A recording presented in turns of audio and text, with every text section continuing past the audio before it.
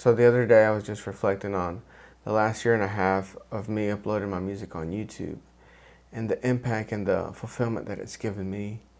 And it made me think about independent artists that are putting in the work, they're releasing content, they're talented, but for some reason they're just getting lost in the noise. They're not having that breakthrough moment. And I just sat down and reflected, what were the things that I did to help me have my breakthrough? And surprisingly, it was two questions, two simple questions. I see this pattern all the time with artists. They see a trend, they see a piece of content that is working, and they just put their own twist to it and just hope to stand out. And really, it's backwards. I believe that's what's hurting them. And one pattern that I noticed a lot of artists were doing, they were chasing a sound that was already working, and they never sat down to build something that was truly theirs. And I had to realize that as well, because I was chasing trends, I was chasing what was working, and I was getting lost in the noise. Until that one moment, I had to really sit down and look at who I was as an artist, as a person. And for me, it was worship and hip hop.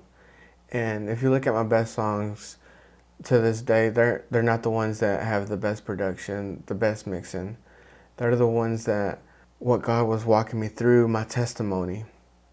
The ones that were true to myself, the season of life of where I was at that moment. And that's the ones that had the most connection. And the moment I started creating from a space of that is where I had my breakthrough in my music.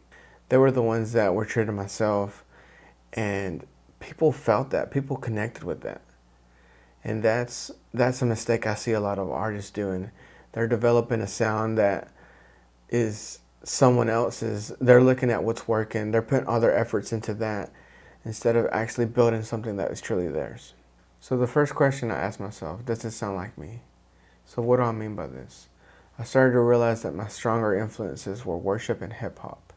And every time I sat down to create from a place like this is when I made my best music that was true to myself and authentic, and it had the biggest connection with my audience.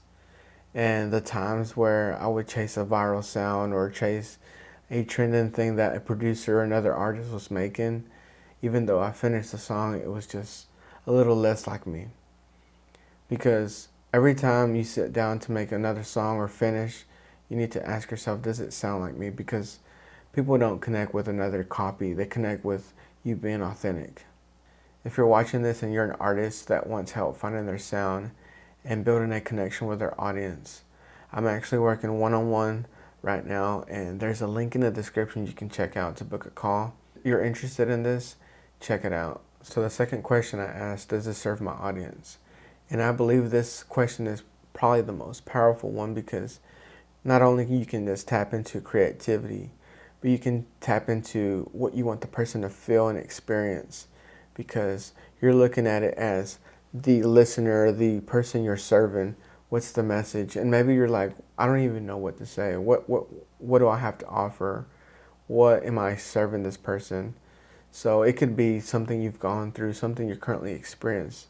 So for me, I'm a dad, so that resonates with me a lot when artists make content around them and fatherhood and the things they're going through.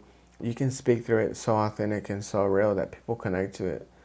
And this is the power of your testimony. This is the power of life experiences and the stories that you have. So tap into this question. Every time you sit down, think about it. Does this serve my audience? And if it's a yes, you just create from a place of so much clarity. And this is what I believe is going to give you a breakthrough. So the next time you sit down to write a song, ask yourself these two questions. Does it sound like me? And does it serve my audience? And I believe you're creating from a place of clarity. You're not chasing trends. You're making music that is truly authentic and truly real and will help you have a breakthrough. And I'm going to leave you with this one thing. At the end of the day, when someone listens to your music, they don't remember a trend. They remember something they felt or something that reminded them of a season of life they were in.